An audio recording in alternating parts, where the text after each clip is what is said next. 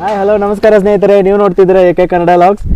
ಉತ್ತರ ಕರ್ನಾಟಕದ ಸಹ್ಯಾದ್ರಿ ಅಂತಾನೆ ಪ್ರಸಿದ್ಧಿ ಪಡೆದಿರ್ತಕ್ಕಂಥ ನಮ್ಮ ಗದಗ ಜಿಲ್ಲೆಯ ಮುಂಡರ್ಗಿಯಲ್ಲಿರ್ತಕ್ಕಂಥ ಅತಿ ಎತ್ತರವಾದಂಥ ಬೆಟ್ಟ ಕಪ್ಪತಗುಡ್ಡಕ್ಕೆ ನಾವಿವತ್ತು ಬಂದಿದ್ದೇವೆ ಸ್ನೇಹಿತರೆ. ಹೌದು, ಉತ್ತರದ ಬಿಂಕದಕಟ್ಟೆಯಿಂದ ದಕ್ಷಿಣದ ತುಂಗಭದ್ರಾ ನದಿಯವರೆಗೂ ಹರಡಿರುವಂತಹ ಪರ್ವತ ಶ್ರೇಣಿಗಳಲ್ಲಿ ಈ ಗಾಳಿಗುಂಡಿ ಬೆಟ್ಟ, ಈ ಕಪ್ಪತಗುಡ್ಡಕ್ಕೆ ಗಾಳಿಗುಂಡಿ ಬೆಟ್ಟ ಅಂತಾನೂ ಕರೀತಾರೆ ಸ್ನೇಹಿತರೆ. ಹೌದು.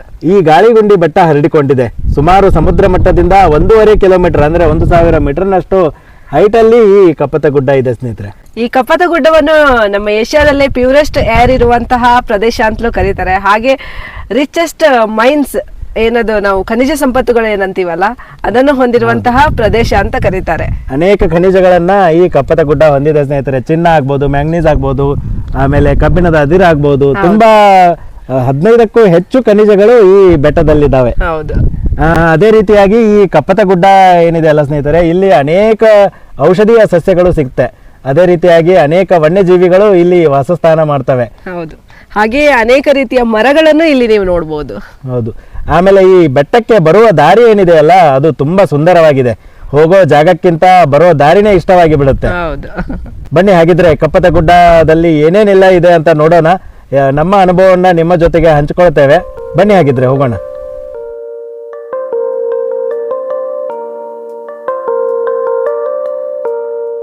ನೋಡಿ ಸ್ನೇಹಿತರೆ, ಇಲ್ಲಿಂದ ಬಲಗಡೆ ಹೋದ್ರೆ ಸೀದಾ ಕಪ್ಪತೇಶ್ವರ ದೇವಸ್ಥಾನಕ್ಕೆ ಹೋಗ್ತೀವಿ. ಎಡಗಡೆ ಹೋದ್ರೆ ಕಪ್ಪತ ಗುಡ್ಡದ ಪೀಕಿಗೆ ಹೋಗ್ತೀವಿ. ಈಗ ನಾವು ಫಸ್ಟ್ ಕಪ್ಪತಗುಡ್ಡ ಪೀಕಿಗೆ ಹೋಗೋಣ, ನಂತರ ಮತ್ತೆ ಕೆಳಗೆ ಬಂದು ಕಪ್ಪತೇಶ್ವರ ದೇವಸ್ಥಾನಕ್ಕೆ ಹೋಗೋಣ.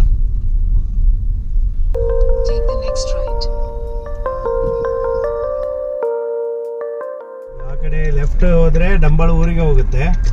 ಹೀಗೆ ಇಲ್ಲಿ ಬೋರ್ಡ್ ಹಾಕಿದ್ದಾರೆ ನೋಡಿ. ಈ ಬೋರ್ಡ್ ನಿಂದ ಈ ಕಡೆ ಒಂದು ಕಚ್ಚಾ ರಸ್ತೆ ಇದೆ, ಕಾಲ್ದಾರಿ ತರ ಇದೆ. ಇಲ್ಲಿಂದ ಹೋದ್ರೆ ಕಪ್ಪತಗುಡ್ಡಕ್ಕೆ ಹೋಗ್ತೇವೆ. ಹಾಯ್, ಮುಂದೆ ಬರಬೇಕು. ಹೀಗೆ ಹೀಗೆ ಎಷ್ಟು ಎಂತ ಕೋಡ ನಿಂದು, ಎಷ್ಟು ಚಂದವ ನೀನು. ಹೌದು, ಸರಿ ಬರ್ತೇನೆ, ಬಾಯ್.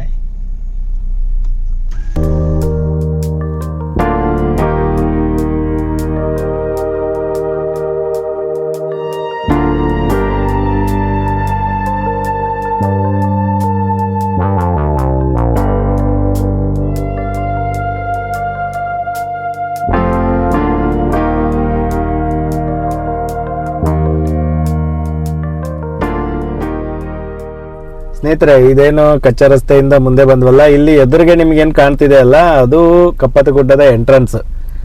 ಎಂಟ್ರೆನ್ಸ್ ಹತ್ರ ನಿಮಗೆ ಟಿಕೆಟ್ ಕೌಂಟರ್ ಇದೆ. ಇಲ್ಲಿಂದ ಟಿಕೆಟ್ ತಗೊಂಡು ಒಳಗೆ ಹೋಗ್ಬೇಕಾಗತ್ತೆ. ಸುಮಾರು 3 ಕಿಲೋಮೀಟರ್ ಮೇಲೆ ಬೆಟ್ಟವನ್ನ ಹತ್ತಿ ಮೇಲೆ ಹೋಗ್ತೇವೆ. ಇಲ್ಲಿ ಟಿಕೆಟ್ ಕೌಂಟರ್ ಅಲ್ಲಿ ಒಬ್ಬರಿಗೆ ವಯಸ್ಕರಿಗೆ 25 ರೂಪಾಯಿ ಚಾರ್ಜಸ್ ಇದೆ. ಹಾಗೆ ನೀವೇನಾದ್ರೂ ಕಾರು ತಂದ್ರೆ 100 ರೂಪಾಯಿ ಪಾರ್ಕಿಂಗ್ ಚಾರ್ಜಸ್ ಇದೆ. ಸೊ ಅದೇ ರೀತಿಯಾಗಿ ಇಲ್ಲಿ ಟಿಕೆಟ್ ತಗೊಂಡು ಒಳಗಡೆ ಹೋಗ್ಬೇಕು. ಮತ್ತೆ ಇಲ್ಲಿ ಮುಂದ್ಗಡೆ ಏನು ವೆಹಿಕಲ್ ಕಾಣ್ತಿದಾವಲ್ಲ, ಫಾರೆಸ್ಟ್ ಡಿಪಾರ್ಟ್ಮೆಂಟ್ ಎಂದು, ಈ ವೆಹಿಕಲ್ ಇಂದಾನು ಕೂಡ ಕರ್ಕೊಂಡು ಹೋಗ್ತಾರೆ. ಇಲ್ಲಿಂದ ಮೇಲೆ ಅದು ನಮ್ಮ ಕಪ್ಪತಗುಡ್ಡ ಅಂತ ಏನು ಬೋರ್ಡ್ ಇದೆ ಅಲ್ಲ, ಅಲ್ಲಿವರೆಗೂ ಕರ್ಕೊಂಡು ಹೋಗ್ತಾರೆ. ಸುಮಾರು 700 ರೂಪಾಯಿ ಚಾರ್ಜಸ್ ಮಾಡ್ತಾರೆ ಅವರು. ನಿಮ್ಮ ಗಾಡಿ ಇದ್ರೆ ಅಲ್ಲಿ ಸ್ವಲ್ಪ ಮುಂದೆ ಪಾರ್ಕಿಂಗ್ ಅಲ್ಲಿ ನೀವು ಗಾಡಿ ನಿಲ್ಲಿಸಿ ಒಂದು ಅರ್ಧ ಕಿಲೋಮೀಟರ್ನಷ್ಟು ನಡೆದುಕೊಂಡು ಮೇಲೆ ಪೀಕಿಗೆ ರೀಚ್ ಆಗ್ಬಹುದು. ನೀವೇನಾದ್ರೂ ಅವ್ರ ವೆಹಿಕಲ್ ತಗೊಂಡ್ರೆ 700 ರೂಪಾಯಲ್ಲಿ ನಿಮಗೆ ಮೇಲೆ ಅದು ವಾಚ್ ಟವರ್ ವರ್ಗು ಕರ್ಕೊಂಡು ಹೋಗಿ ಮತ್ತೆ ದೇವಸ್ಥಾನ ತೋರಿಸ್ಕೊಂಡು ಬರ್ತಾರಂತ. ಎಂಟ್ರೆನ್ಸ್ ಇಂದ ಒಳಗಡೆ ಬಂದ್ವಿ ನಾವು. ಇಲ್ಲೂ ಕೂಡ ಅದೇ ಕಚ್ಚಾ ರಸ್ತೆನೇ ಇದೆ. ಇಲ್ಲಿ ನಮಗೆ 2 ಮಾರ್ಗ ಸಿಗುತ್ತೆ. ಒಂದು ಕಪ್ಪತಗುಡ್ಡ ಶ್ರೀ ನಂದಿವೇರಿ ಸಂಸ್ಥಾನ ಮಠ ಡೋಣಿ, ಅಲ್ಲಿಗೆ ಹೋಗುತ್ತೆ ಬಲಗಡೆ ಹೋದ್ರೆ. ಎಡಗಡೆಗೆ ನಿಮ್ಗೆ ಇಲ್ಲಿ ಇದನ್ನ ಹಾಕಿದ್ದಾರೆ, ಬೋರ್ಡ್ ಹಾಕಿದ್ದಾರೆ. ಸೊ ಇದು ಕಪ್ಪತಗುಡ್ಡ ವನ್ಯಜೀವಿ ಧಾಮಕ್ಕೆ ಹೋಗುತ್ತೆ. ಉತ್ತರ ಕರ್ನಾಟಕದ ಸಹ್ಯಾದ್ರಿಯಾದ ಗಾಳಿಗುಂಡಿ ಬೆಟ್ಟಕ್ಕೆ ನಿಮಗೆಲ್ಲರಿಗೂ ಸ್ವಾಗತ. ಗಾಳಿಗುಂಡಿ ಬೆಟ್ಟ ಅಂದ್ರೆ ಯಾವ್ದು ಅಂದ್ಕೋತೀರಾ? ಗಾಳಿಗುಂಡಿ ಬೆಟ್ಟ ಅಂದ್ರೆ ನಮ್ಮ ಗದಗದಲ್ಲಿರುವ ಕಪ್ಪತಗುಡ್ಡ. ನನ್ನ ಹಿಂದೆ ಬೆಟ್ಟಗಳ ಶ್ರೇಣಿಯನ್ನು ನೋಡ್ತಾ ಇದ್ದೀರಲ್ಲ, ಅದುವೇ ನಮ್ಮ ಕಪ್ಪತಗುಡ್ಡದ ಸ್ಟ್ರೆಚ್. ಇಲ್ಲೇ ಒಂದು 2 ಕಿಲೋಮೀಟರ್ ದೂರ ಹೋದ್ರೆ ನಮ್ಗೆ ಕಪ್ಪತಗುಡ್ಡಕ್ಕೆ ಹೋಗ್ತೀವಿ ನಾವು. ಅಂದ್ರೆ ಹೈಟಿಗೆ ಹೋಗ್ಬೇಕಾಗತ್ತೆ ನಾವು. ಇನ್ನೂ 2 ಕಿಲೋಮೀಟರ್ ಬೆಟ್ಟದಲ್ಲಿ ಮೇಲೆ ಹೋಗ್ಬೇಕು. ನೋಡಿ ಹೇಗಿದೆ ನಮ್ಮ ಕಪ್ಪತಗುಡ್ಡ, ಎಷ್ಟು ಸುಂದರವಾಗಿ ಕಾಣುತ್ತೆ ಇಲ್ಲಿಂದ.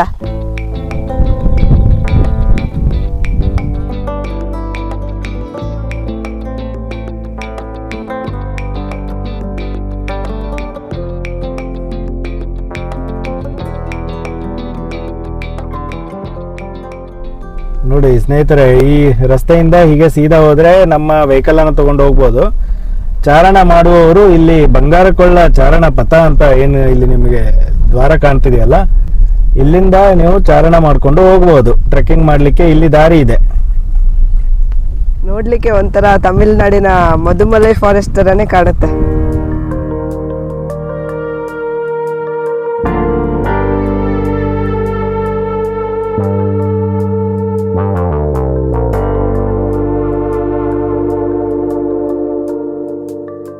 ನೋಡಿ ಸ್ನೇಹಿತರೆ, ಕಪ್ಪತ್ತಗುಡ್ಡಕ್ಕೆ ನಾವು ಹೋಗ್ತಾ ಇದ್ದೀವಿ. ಮೇಲೆ ಏರ್ತಾ ಇದ್ದೀವಿ ಬೆಟ್ಟವನ್ನು. ಸೊ ಇಲ್ಲಿ ಸ್ವಲ್ಪ ಸ್ಟ್ರೆಚ್ ಮೇಲೆ ಬಂದ ತಕ್ಷಣ ಇಲ್ಲಿ ಒಂದು ವ್ಯೂ ಪಾಯಿಂಟ್ ಇದೆ. ನೋಡಿ ಎಷ್ಟೊಂದು ಅದ್ಭುತವಾಗಿ ಕಾಣುತ್ತೆ ಅಂತ. ವಾಹ್, ಈ ಬೆಟ್ಟದ ಸಾಲನ್ನು ನೋಡಿ, ಹಾಗೆ ಇಲ್ಲಿ ಆಳವನ್ನು ನೋಡಿ. ಸೊ ಅಲ್ಲಿಂದ ಬೆಟ್ಟದ ಸ್ಟ್ರೆಚ್ ಇದೆ, ತುಂಬ ಬೆಟ್ಟಗಳಲ್ಲಿ ಕಾಣ್ತದೆ ನಮಗೆ. ಏನು ಮಾಡ್ತಾ ಇದ್ದೀ ಕವಿತಾ? ಏನು ಮಾಡ್ತಾ ಇದ್ದೀಯಾ? ಅಲ್ಲ, ಇದರಲ್ಲಿ ಮ್ಯಾಂಗನೀಸ್ ಇದೆಯಂತೆ, ಚಿನ್ನ ಇದೆಯಂತೆ, ಆಮೇಲೆ ಇನ್ನೂ ಏನೇನೋ ಧಾತುಗಳಿವೆ. ನೋಡೋಣ ಏನೇನು ಸಿಗುತ್ತೆ ಅಂತ. ಆ ಕಲ್ಲಲ್ಲಿ ಅಲ್ಲ, ಈ ಬೆಟ್ಟದಲ್ಲಿ ಅಷ್ಟೊಂದು ಅದಿರುಗಳಿದಾವೆ ಅಂತ ಸಂಶೋಧಕರು ಹೇಳಿದಾರಂತೆ. ಹೌದು. ಸೊ ಚಿನ್ನ ಎಲ್ಲೆಲ್ಲೂ ಚಿನ್ನ. ನೋಡಿ ನೋಡಿ, ಅದು ಹಾಗೆ ಚಿನ್ನ ಎಲ್ಲ ಮೇಲ್ಗಡೆ ಸಿಗೋದಿಲ್ಲ. ಅದನ್ನ ಅದಿರಿನಿಂದ ಅದನ್ನ ಸಪ್ರೇಟ್ ಮಾಡಿ ತೆಗಿತಾರೆ. ಈ ಬೆಟ್ಟದಲ್ಲಿ ಚಿನ್ನದ ಗಣಿ ಕೂಡ ಇದೆ. ಅದೇ ರೀತಿಯಾಗಿ ತಾಮ್ರದ ಗಣಿ ಇದೆ, ಆಮೇಲೆ ಮ್ಯಾಂಗನೀಸ್ ಇದೆ, ಅದೇ ರೀತಿಯಾಗಿ ಕಬ್ಬಿಣದ ಅದಿರಾದಂಥ ಹೆಮಟೈಟು ಮತ್ತು ಲಿಮೊನೈಟು. ಸೊ ಈ ಥರದ್ದು ತುಂಬ ಇದರಲ್ಲಿ ನಿಕ್ಷೇಪ ಇದೆ ಅಂತ ಸಂಶೋಧಕರು ಹೇಳಿದ್ದಾರೆ. ಇದು ನೋಡುವಾಗ ನೋಡಿ, ಹೆಮಟೈಟ್ ಶಬ್ದನೂ ಬರುತ್ತಲ್ಲ. ಹೌದು, ಇದು ಹೆಮಟೈಟ್ ಅದಿರಿ, ಇದು ಕಲ್ಲು ಇರಬಹುದು. ಇದರಲ್ಲಿ ಇದೆ ಇರುತ್ತೆ. ನಾವು ಅಲ್ಲಿ ಇದರಲ್ಲಿ ನೋಡಿದ್ವಲ್ಲ, ಈ ಉಳ್ಬಿಗೆ ಹೋಗ್ಬೇಕಾದ್ರೆ ಅಲ್ಲಿ ಒಂದು ಇದೇ ಇದೆ ಅಲ್ಲ, ಸಿಂತೆರಿ ರಾಕ್ಸ್. ಅಲ್ಲಿ ತುಂಬ ಕಲ್ಲುಗಳನ್ನು ಇಟ್ಟಿದ್ದಾರೆ, ಬೇರೆ ಬೇರೆ ಅದಿರಿನ ಕಲ್ಲುಗಳನ್ನು. ಸೊ ಅದೇ ಥರ ಕಾಣುತ್ತೆ ಇದು.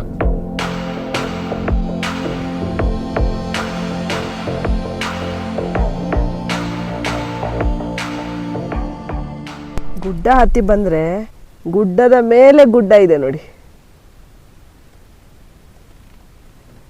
ನೋಡಿ ಸ್ನೇಹಿತರೆ, ಕಪ್ಪತ್ತಗುಡ್ಡ ನಾವು ಮೇಲೆ ಇರ್ತಾ ಇದ್ದೀವಿ. ಸೊ ಇನ್ನೂ ಸ್ವಲ್ಪ ಮೇಲೆ ಏರಿ ಹೋಗಬೇಕು. ಅದೇ ರೀತಿಯಾಗಿ ನೋಡಿ ಸ್ನೇಹಿತರೆ, ಇಲ್ಲಿ ಅಲ್ಲಿಂದ ಬರುವಾಗ ಕೆಂಪು ಮಣ್ಣು ಏನು ಕಾಣ್ತಲ್ಲ, ಸೊ ಅದೇ ರೀತಿಯಾಗಿ ಇಲ್ಲಿ ಪಕ್ಕದಲ್ಲಿ ಮಣ್ಣು ನೋಡಿ ಯಾವ ಥರ ಇದೆ ಅಂತ. ಈ ಕಲರಿಗೂ ಎಷ್ಟೊಂದು ವ್ಯತ್ಯಾಸ ಇದೆ ನೋಡಿ. ಇಲ್ಲಿ ಇಷ್ಟು ಕೆಂಪಾಗಿ ಕಾಣುತ್ತೆ. ಇಲ್ಲಿ ಬದಿಗೆ ಹಾಕಿರೋ ಮಣ್ಣನ್ನು ನೋಡಿ. ಸೊ ಇದರಲ್ಲಿರ್ತಕ್ಕಂಥ ಹರಳುಗಳನ್ನು ನೋಡಿ, ಕಪ್ಪು ಹರಳುಗಳು. ಅದೇ ರೀತಿಯಾಗಿ ಈ ಹರಳುಗಳನ್ನು ನೋಡಿದರೆ ನೀವು ನೋಡಿ, ನಿಮಗೆ ಹತ್ತಿರದಲ್ಲಿ ತೋರಿಸ್ತೇನೆ ನೋಡಿ. ಇಲ್ಲಿ ನೋಡಿ, ಇದಕ್ಕೆ ಹೌದು. ಸೊ ಇದು ನೋಡಿ ಎಷ್ಟೊಂದು ಮಿಂಚುತ್ತೆ. ಇದು ನನಗನ್ಸುತ್ತೆ ಹೆಮಟೈಟ್ ಅದಿರಿನ ಒಂದು ಭಾಗ ಇದು. ಹೆಮಟೈಟ್ ಅದಿರು ಇದು, ಯಾಕಂದರೆ ಇದರಿಂದ ಕಬ್ಬಿಣ ಉತ್ಪತ್ತಿ ಆಗುತ್ತೆ ಅಂತ. ನೋಡಿ ಸ್ನೇಹಿತರೆ, ಇದು ಕಬ್ಬಿಣದ ಅದಿರು ಹೌದು ಅಲ್ವಾ ಅಂತ ಒಂದು ಟೆಸ್ಟ್ ಕೂಡ ಮಾಡೋಣ ಈಗ. ಒಳಗಡೆ ಗಾಡಿಯಲ್ಲಿ ಅದು ಮ್ಯಾಗ್ನೆಟ್ ಇದು ಇದೆ ಅಲ್ಲ, ಎಮರ್ಜೆನ್ಸಿ ಲೈಟ್, ಅದನ್ನ ತಗೊಂಡು ಬಾ, ಚೆಕ್ ಮಾಡುವ. ನೋಡುವಣ, ನೋಡಿ ಬಿಡೋಣ.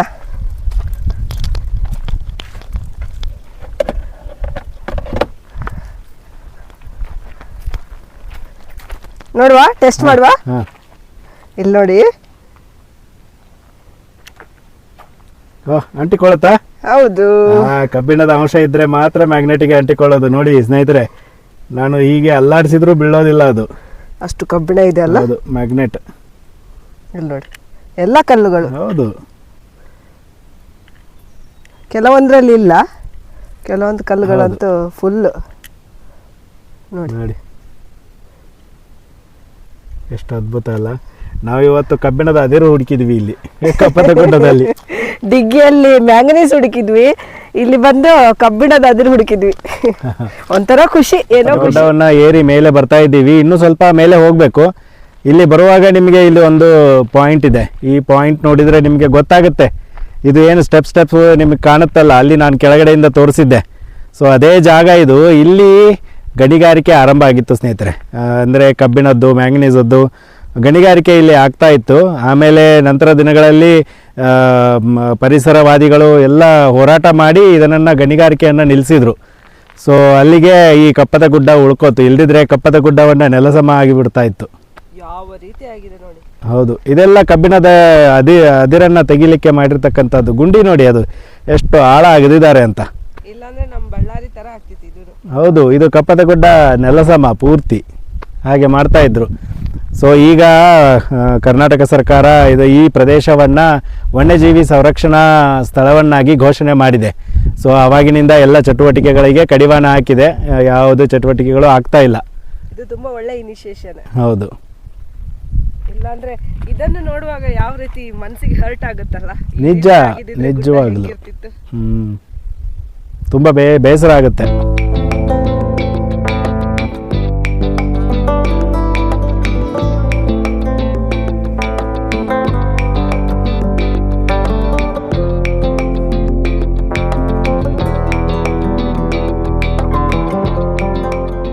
ನಾವೀಗ ವನ್ಯ ಸಂಪತ್ತಿನ ತೊಟ್ಟಿಲಾದಂಥ ಕಪ್ಪತ್ತಗುಡ್ಡಕ್ಕೆ ಬಂದು ತಲುಪಿದ್ದೇವೆ.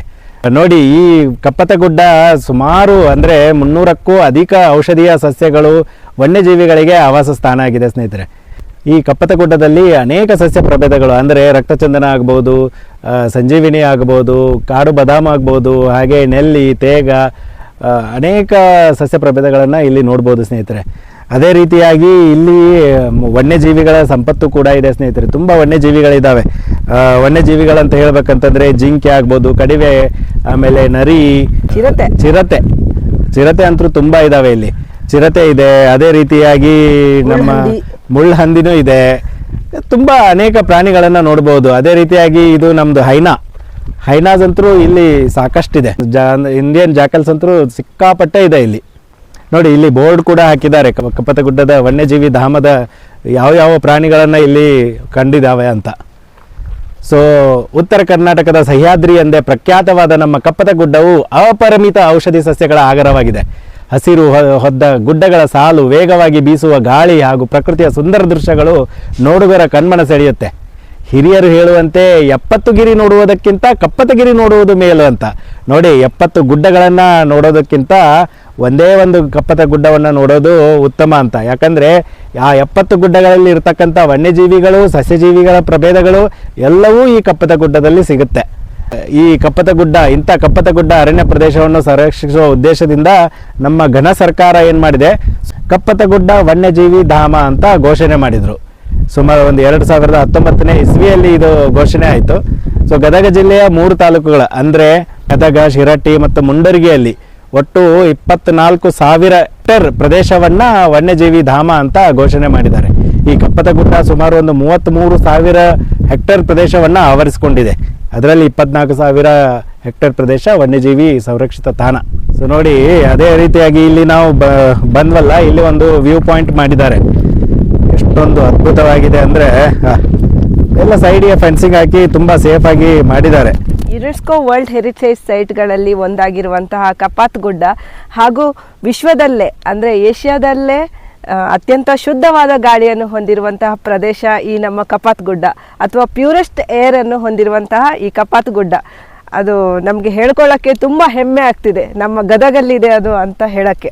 ಹೌದು, ಏಷ್ಯಾದಲ್ಲೇ ಅನೇಕ ಪ್ರದೇಶಗಳನ್ನು ಪ್ಯೂರೆಸ್ಟ್ ಏರ್ ಹೊಂದಿರತಕ್ಕಂಥ ಪ್ರದೇಶಗಳಂತ ಗುರುತಿಸಿದ್ದಾರೆ. ಅದರಲ್ಲಿ ಕರ್ನಾಟಕದ ನಮ್ಮ ಗದಗ ಜಿಲ್ಲೆಯ ಈ ಕಪ್ಪತ್ತಗುಡ್ಡ ಅನ್ನೋದು ಒಂದು ದೊಡ್ಡ ಹೆಮ್ಮೆ ನಮಗೆ. ಹೌದು, ಈ ಥರ ಇದೆ ಅಂತ ನಾವು ಇಮ್ಯಾಜಿನ್ ಮಾಡಿರಲಿಲ್ಲ ಇಲ್ಲಿ ಬರುವಾಗ ಪ್ಲೇಸಿಗೆ. ಆದರೆ ಇಲ್ಲಿ ಬಂದ ಮೇಲೆ ಗೊತ್ತಾಯಿತು ಅದರ ಸುಂದರ ಅಥವಾ ರಮಣೀಯ ದೃಶ್ಯ. ನೋಡಿ, ಇಲ್ಲಿಂದ ಹೇಗೆ ಕಾಣ್ತಿದೆ ಕಪ್ಪತ್ತಗುಡ್ಡ.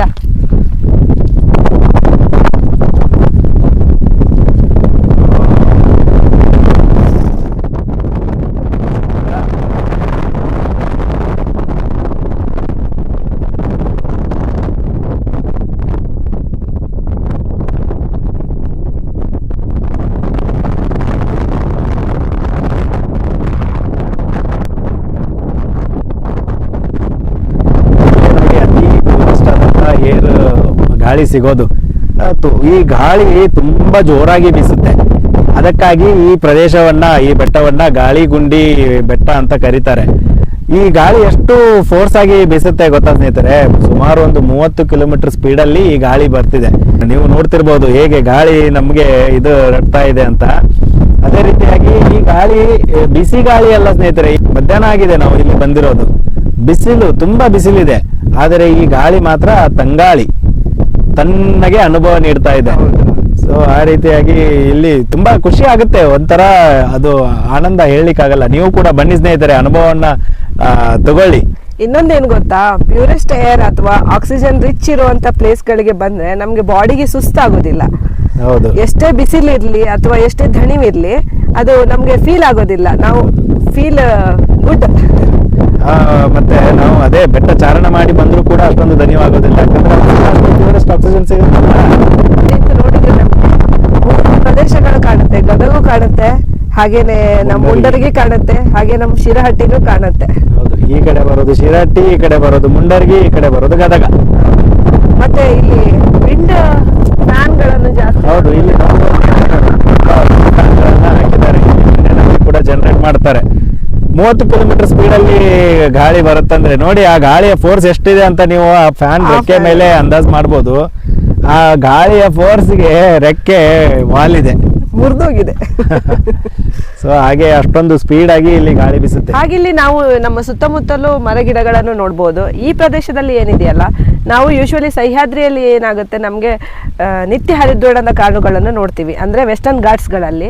ಬಟ್ ಇಲ್ಲಿ ಏನಿದೆಯಲ್ಲ ಆ ಥರ ಅಲ್ಲ. ಇಲ್ಲಿ ಸಣ್ಣ ಹುಲ್ಲುಗಾವಲು ಕಾಡುಗಳು, ಅದೇ ಥರ ಕುರುಚಲು ಕಾಡುಗಳು ಹಾಗೂ ಎಲೆ ಉದುರುವ ಕಾಡುಗಳನ್ನು ನಾವು ಈ ಪ್ರದೇಶದಲ್ಲಿ ಅಂದ್ರೆ ಕಪಾತ್ ಗುಡ್ಡದಲ್ಲಿ ನಾವು ನೋಡ್ಬೋದು. ಇಲ್ಲಿ ಕಪ್ಪತ್ತ ಗುಡ್ಡದಲ್ಲಿ ಮೇಲೆ ಬಂದ ತಕ್ಷಣ ಅಂದ್ರೆ ಪೀಕಿಗೆ ಬಂದ ತಕ್ಷಣ ಪ್ಯೂರೆಸ್ಟ್ ಏರ್ ಏನ್ ಸಿಗುತ್ತಲ್ಲ, ಸೊ ಅದೇ ಪ್ರದೇಶದಲ್ಲಿ ನಮಗೆ ಒಂದು ದೇವಸ್ಥಾನ ಸಿಗುತ್ತೆ, ಗಾಳಿಗುಂಡಿ ಬಸವಣ್ಣ ದೇವಸ್ಥಾನ. ಇಲ್ಲಿ ಮುಖ್ಯವಾಗಿ ಭಕ್ತಾದಿಗಳು ಸಂತಾನ ಭಾಗ್ಯಕ್ಕಾಗಿ ಹರಕೆಯನ್ನ ಕಟ್ಕೋತಾರೆ. ಹರಕೆ ಇಷ್ಟಾರ್ಥ ನೆರವೇರಲು ಇಲ್ಲಿ ಬಸವಣ್ಣನ ದೇವರ ಎದುರುಗಡೆ ಇರ್ತಕ್ಕಂಥ ಆರಿ ಮರಕ್ಕೆ ತೊಟ್ಟಿಲನ್ನ ಕಟ್ಟಿ ಹೋಗ್ತಾರೆ. ಒಂದು ಬಟ್ಟೆಯಲ್ಲಿ ತೊಟ್ಟಿಲನ್ನ ಕಟ್ಟಿ ಹೋಗಿ, ಸೊ ಅವರ ಇಷ್ಟಾರ್ಥ ಸಿದ್ಧಿ ಆದ್ಮೇಲೆ ಅದನ್ನ ಮಾಡ್ತಾರೆ. ಇದುವೇ ನೋಡಿ, ಅದು ಆರಿ ಮರ ಬಸವಣ್ಣನ ಗುಡಿಯ ಮುಂದೆನೇ ಇದೆ. ಇದು ಇಲ್ಲಿ ನೋಡಿ, ಎಷ್ಟೊಂದು ಜನ ತಮ್ಮ ಹರಕೆಗಳ ಸಿದ್ಧಿಸ್ಬೇಕಂತ ಹೇಳಿ ಕಾಯಿಯನ್ನು ಕಟ್ಟಿದ್ದಾರೆ.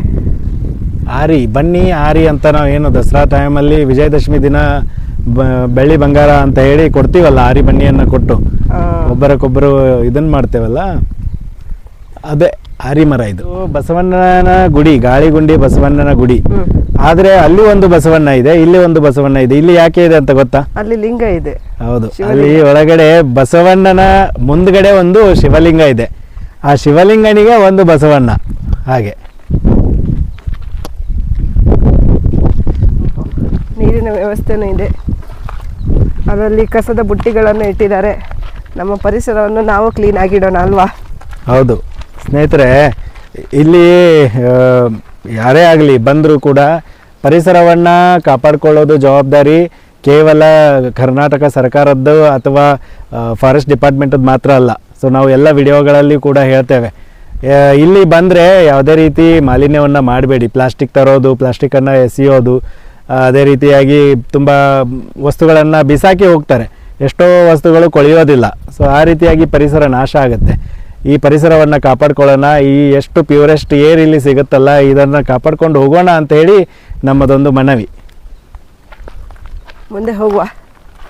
ಕಪಾತಗುಡ್ಡ ವನ್ಯಜೀವಿ ಧಾಮ, ಇದರ ಹೆಸರು ಕೇಳಿದ್ರೇ ಒಂಥರ ಮೈ ರೋಮಾಂಚನ ಆಗುತ್ತೆ. ಯಾಕಂದರೆ ಗದಗ ಅಂದ್ಕೂಡ್ಲೆ ನಾವೇನು ಅನ್ಕೋತೀವಿ, ಎಲ್ಲ ಡ್ರೈ ಲ್ಯಾಂಡ್, ಏನೂ ಇಲ್ಲ ಗದಗಲ್ಲಿ, ಆ ಥರ ಒಂದು ಫೀಲ್ ಆಗುತ್ತೆ. ಯಾಕಂದರೆ ಆ ಥರ ಇತ್ತು ಕಾನ್ಸೆಪ್ಟ್ ಮೊದಲು, ಬಟ್ ಈಗ ಆ ಥರ ಏನೂ ಇಲ್ಲ, ಎಲ್ಲ ಸಿನಾರಿಯೋ ಚೇಂಜ್ ಆಗಿದೆ ಅಲ್ವಾ? ನಮ್ಮದು ಬರೋದು ಉತ್ತರ ಕರ್ನಾಟಕ, ಆ್ಯಕ್ಚುಲಿ ಬಯಲುಸೀಮೆ. ಈ ಬಯಲುಸೀಮೆಯಲ್ಲಿ ಗುಡ್ಡಗಾಡುಗಳು, ಕಾಡುಗಳು ಅಂದರೆ ಕಡಿಮೆನೆ ಅಂತ ಹೇಳ್ತಾರೆ, ಇದ್ದರೂ ಕೂಡ ಕುರುಚಲು ಕಾಡುಗಳು. ಸೊ ಈ ರೀತಿ ನಮಗೆ ಹಸಿರು ಕಂಡು ಬರೋದಿಲ್ಲ. ಇದು ಒಂದು ವಿಶೇಷವಾದಂಥ ಸ್ಥಳನೇ. ಬೇರೆ ಈ ಕಡೆ ಭಾಗದವರು ಅಂದರೆ ಉತ್ತರ ಕರ್ನಾಟಕದವರು ನಾವೆಲ್ಲ ಕರಾವಳಿ ಪ್ರದೇಶ ಅಥವಾ ಪಶ್ಚಿಮ ಘಟ್ಟಗಳನ್ನು ಹುಡುಕೊಂಡು ಹೋಗೋ ಅವಶ್ಯಕತೆ ಬರೋದಿಲ್ಲ. ಕಪ್ಪತ್ತ ಗುಡ್ಡಕ್ಕೆ ಬಂದರೆ ಅಷ್ಟೊಂದು ಅನುಭವವನ್ನು ಪಡ್ಕೋಬಹುದು. ಇಲ್ಲಿ ತನಕ ಬರುತ್ತಲ್ಲ ವೆಹಿಕಲ್, ಇಲ್ಲಿವರೆಗೂ ವೆಹಿಕಲ್ ಬರುತ್ತೆ. ಇಲ್ಲಿ ವೆಹಿಕಲ್ ನಿಲ್ಲಿಸಿ ನೀವು ಮುಂದೆ ಹೋಗ್ಬೋದು. ಇಲ್ಲಿಂದ ಒಂದು ಅರ್ಧ ಕಿಲೋಮೀಟರ್ ಮೇಲೆ ಹೋದ್ರೆ ಒಂದು ಪೀಕ್. ನಾನು ದಾಟ್ತೇನೆ. ಹೊಸ ಚೆಕ್ ಪೋಸ್ಟ್. ಹೊಸ ಚೆಕ್ ಪೋಸ್ಟ್ ಅನ್ನು ಹೇಗೆ ದಾಟುದಂದ್ರೆ, ಈಗ ನಾನು ದಾಟ್ತೇನೆ ನೋಡಿ.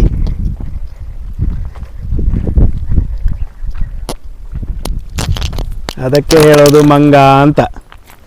ಯಾವ ಇವನು ಮಹಾಪೆಂಗ. ಇಲ್ಲಿ ಒಂದು ಸೈಡಲ್ಲಿ ಬದಿಯಲ್ಲಿ ಒಂದು ದಾರಿ ಉಂಟು, ಈ ದಾರಿಯಿಂದ ಹೋದರೆ ಈಸಿಯಾಗಿ ಹೋಗ್ಬೋದಲ್ಲ. ನೋಡಿ, ಈ ದಾರಿಯಿಂದ ಬಂದರೆ ಆಗುತ್ತೆ. ನೋಡಿ, ಇಲ್ಲಿಂದ ಒಂದು ಅರ್ಧ ಕಿಲೋಮೀಟ್ರ್ ಚಾರಣ ಮಾಡಿ ಹೋಗೋದು. ನೋಡಿ ನೋಡಿ ನೋಡಿ, ಅದು ತಿರುಗುದು. ತಿರುಗೋದಲ್ವಾ, ಅದು ಅಲ್ಲಿ ಅದು ಬೆಂಡ್ ಆಗಿದೆ. ಗಾಳಿಯ ಫೋರ್ಸ್ಗೆ ಅದು ರೆಕ್ಕೆ ಬೆಂಡ್ ಆಗಿದೆ, ಅದಕ್ಕೆ ಸ್ಟಾಪ್ ಮಾಡಿದ್ದಾರೆ ಅದನ್ನು.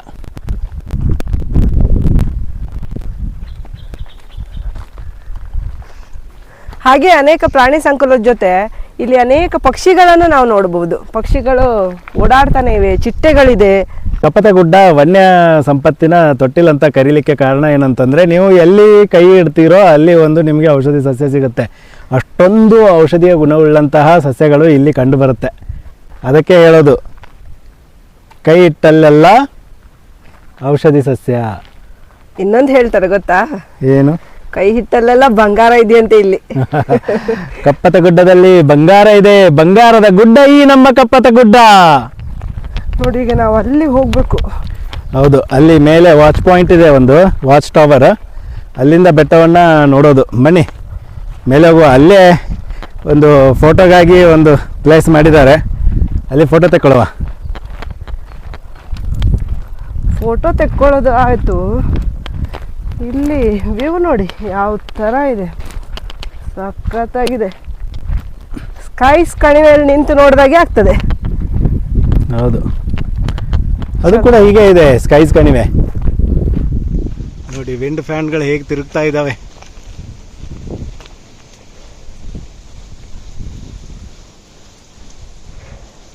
ಇಲ್ಲಿ ನೋಡಿ, ಗುಡ್ಡ ಹತ್ತಿ ಮೇಲ್ ಬಂದ್ ಕೂಡ್ಲೆ ಒಂದು ಸಖತ್ತಾದ ವ್ಯೂ ಪಾಯಿಂಟ್ ಇದೆ. ಐ ಲವ್, ಅಂದ್ರೆ ನಮ್ಮ ಕಪ್ಪತ್ತ ಗುಡ್ಡಕ್ಕೆ ಸ್ವಾಗತ. ಇಲ್ಲಿ ನೋಡಿ, ಐ ಲವ್ ಕಪ್ಪತ್ತ ಗುಡ್ಡ. ತುಂಬಾ ಅದ್ಭುತವಾದಂತಹ ಸ್ಥಳ ಸ್ನೇಹಿತರೆ. ನಮಗಂತರೂ ಖುಷಿ ಹೇಳಲಿಕ್ಕೆ ಆಗ್ತಾ ಇಲ್ಲ, ಅಷ್ಟೊಂದು ಖುಷಿ ಆಗ್ತಿದೆ. ನೋಡಿ, ಎಷ್ಟೊಂದು ಅದ್ಭುತವಾಗಿ ಕಾಣುತ್ತೆ ಪೀಕಲ್ಲಿ. ಇಲ್ಲಿ ಬಂದರೆ ಇದು watch tower, watch tower point ಇದೆ ಇಲ್ಲಿ. ಇಲ್ಲಿಂದ ನೀವು ನಿಂತ್ಕೊಂಡು ಬೆಟ್ಟವನ್ನು ನೋಡಿ ಆನಂದಿಸ್ಬೋದು. ಅದೇ ರೀತಿಯಾಗಿ ಸನ್ಸೆಟ್, ಸೂರ್ಯಾಸ್ತವನ್ನು ಕೂಡ ಇಲ್ಲಿಂದ ನೋಡ್ಬೋದು. ಅದ್ಭುತವಾಗಿ ಕಾಣುತ್ತೆ ಸ್ನೇಹಿತರೆ. ಈಗ ಸೂರ್ಯ ಮಧ್ಯದಲ್ಲಿದ್ದಾನೆ ಮೇಲೆ, ಹಾಗೆ ಸಾಯಂಕಾಲ ಆಗ್ತಾ ಇದ್ದಂಗೆ ಕೆಳಗಡೆ ಹೋಗ್ತಾನೆ. ಹಾಗೆ ಈ ಪ್ರದೇಶದಲ್ಲಿ ಅನೇಕ ದೇವಾಲಯಗಳನ್ನು ನೋಡಬಹುದು. ಈ ಜಾಗ ಅಥವಾ ಈ ಶಾಸನಗಳು, ಇಲ್ಲಿ ಸಿಕ್ಕಿದ ಶಾಸನಗಳ ಪ್ರಕಾರ ಇದು ರಾಷ್ಟ್ರಕೂಟರ ಕಾಲಕ್ಕೆ ಸಂಬಂಧಪಟ್ಟ ಶಾಸನಗಳಾಗಿರ್ಬೋದು, ದೇವಾಲಯಗಳನ್ನು ನಾವು ಈ ಪ್ರದೇಶದಲ್ಲಿ ನೋಡಬಹುದು. ಅಲ್ಲಿ ಒಂದು ದೇವಸ್ಥಾನ ಕಾಣುತ್ತೆ, ಅಲ್ಲಿ ಕೆಳಗೊಂದು ದೇವಸ್ಥಾನ ಕಾಣುತ್ತೆ, ತುಂಬಾ ದೇವಸ್ಥಾನ ಇದೆ, ಮಠಗಳಿವೆ.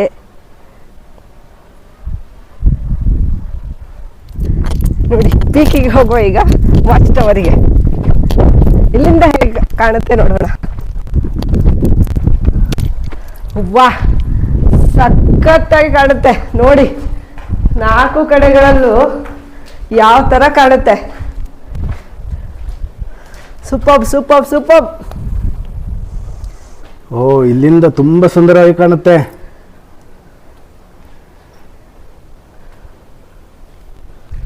ಈ ಕಡೆಯಿಂದನೂ ಕಾಣುತ್ತೆ, ಈ ಕಡೆಯಿಂದ ನೋಡಿ. ವಾವ್,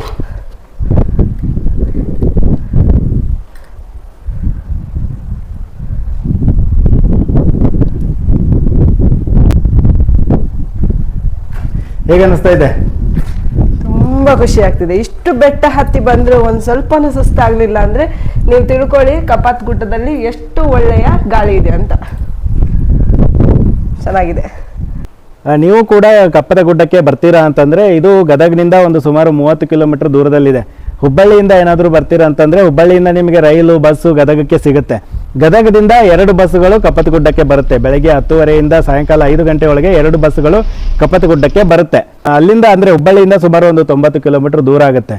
ನೀವು ಏನಾದರೂ ಬೆಂಗಳೂರಿಂದ ಬರ್ತೀರಾ ಅಂತಂದರೆ, ಬೆಂಗಳೂರಿಂದ ಗದಗಿಗೆ ಟ್ರೈನ್ಗಳಿದೆ, ಆ ಟ್ರೈನ್ ಮುಖಾಂತರ ಬರ್ಬೋದು. ಬಸ್ಗಳ ಅನುಕೂಲ ಕೂಡ ಇದೆ.